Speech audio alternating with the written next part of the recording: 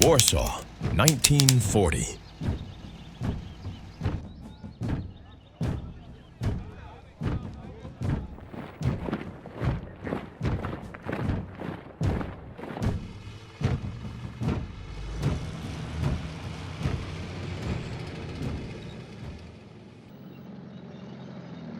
One year after Nazi Germany invaded Poland, walls began rising in the heart of the city.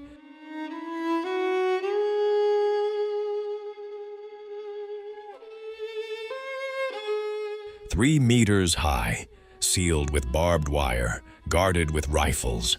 Behind them, more than 400,000 Jews were forced into just 3.4 square kilometers.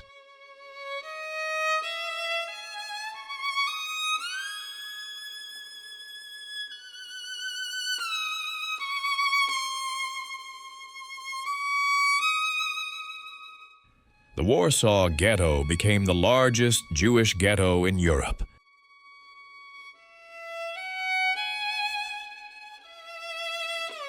Hunger was weaponized. Disease spread uncontrollably. The official daily food ration for a Jewish resident was barely 200 calories, not enough to survive. People collapsed in the streets. Children starved in silence. Typhus outbreaks became constant.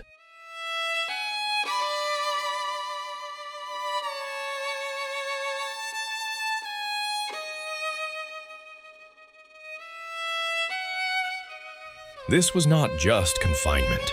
It was a slow, systematic death sentence. And yet, into this hell, one woman walked in, over and over again. Her name was Irena Sendler.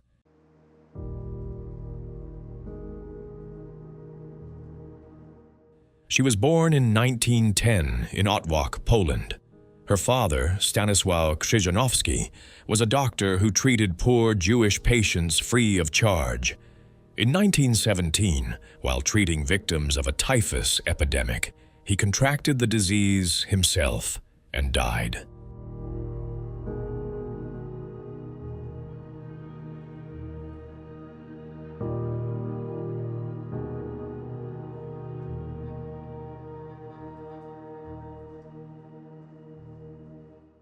Before his death, he told his daughter something that would shape her entire life.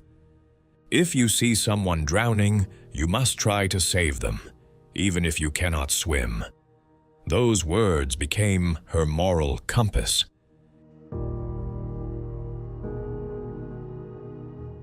When World War II began in 1939, Sendler was working for Warsaw's Social Welfare Department. When the Nazis sealed the ghetto, fear of typhus allowed certain health and sanitation workers to enter. Irena used this access as a cover.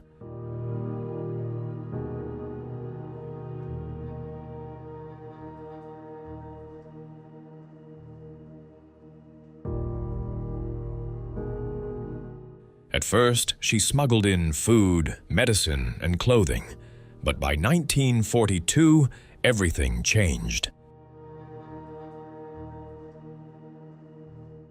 That year, Nazi Germany launched Operation Reinhard, the plan to systematically exterminate Poland's Jews.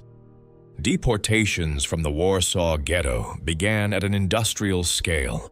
Every day, thousands were loaded onto trains bound for the Treblinka extermination camp.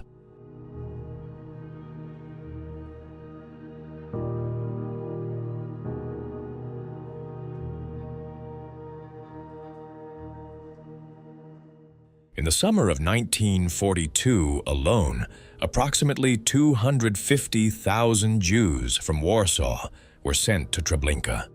Almost none returned.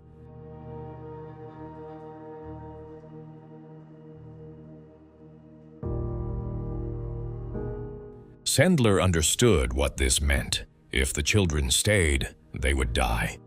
She joined Żegota, the Polish underground council created specifically to aid Jews. Her code name was Jolanta. Her mission was clear: rescue as many children as possible.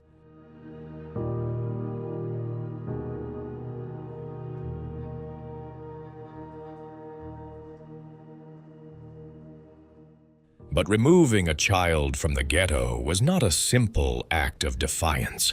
It was punishable by death, not only for the rescuer, but for their entire family.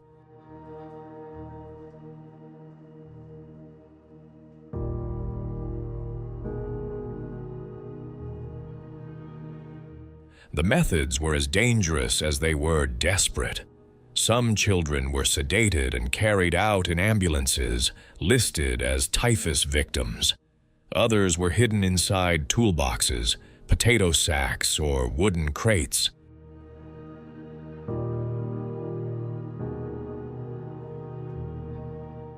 Infants were smuggled out in coffins. In one case, a barking dog was kept in the back of a truck to drown out the cries of babies. Some children escaped through underground sewer tunnels.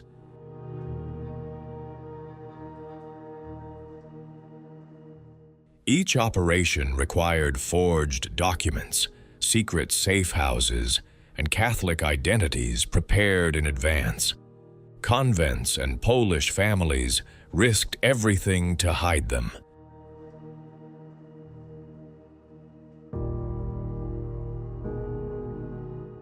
But the hardest part was never the smuggling itself.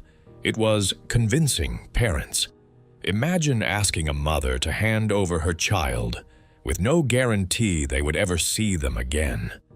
Many parents knew the truth. Staying meant deportation. Deportation meant Treblinka, and Treblinka meant death.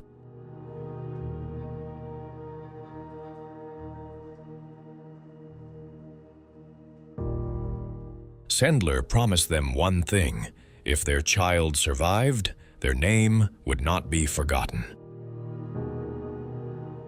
She secretly recorded the real names of every rescued child, along with their new identities and locations. She wrote them on thin pieces of paper, sealed them in glass jars, and buried them beneath an apple tree in a neighbor's garden.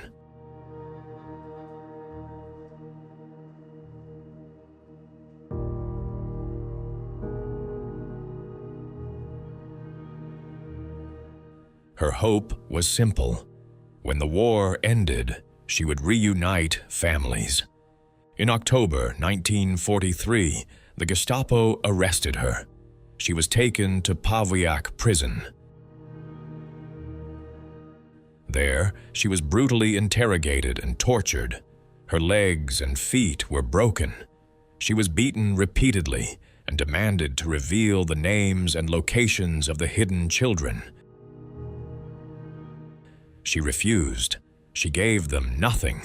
Sentenced to death, she prepared to die, believing the jars would remain undiscovered. But Żegota intervened. They bribed a German guard. Official records listed her as executed. Instead, she escaped. Now a fugitive under a false identity, she continued her work.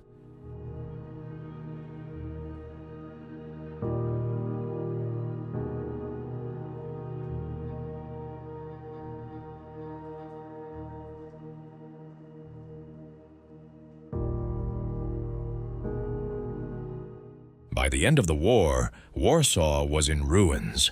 The ghetto had been completely destroyed after the 1943 uprising.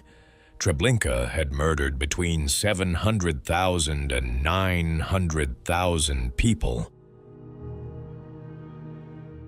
When the fighting stopped, Sendler returned to the buried jars. Inside were the names of approximately 2,500 children, but tragedy awaited her. Most of their parents had been murdered in Treblinka, Majdanek, or Auschwitz. Still, she tried. She searched for surviving relatives. She helped restore identities. Some children remained with the Catholic families who had raised them. Others learned, years later, who they truly were. After the war, communist authorities in Poland did not celebrate members of the underground resistance. For decades, her story remained largely unknown. In 1965, Yad Vashem in Israel recognized her as one of the righteous among the nations, a title given to non-Jews who risked their lives to save Jews during the Holocaust. A tree was planted in her honor in Jerusalem.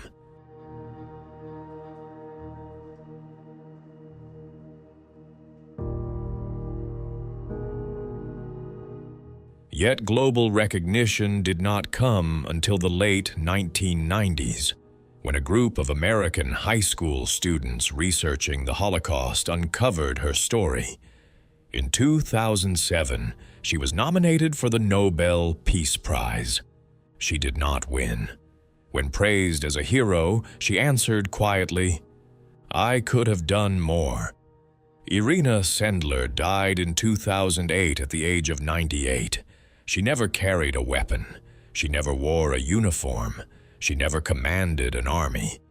But she walked into a place designed for extermination and pulled 2,500 children out of it.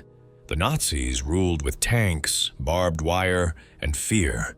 She resisted with forged papers, an ambulance, and unbreakable courage.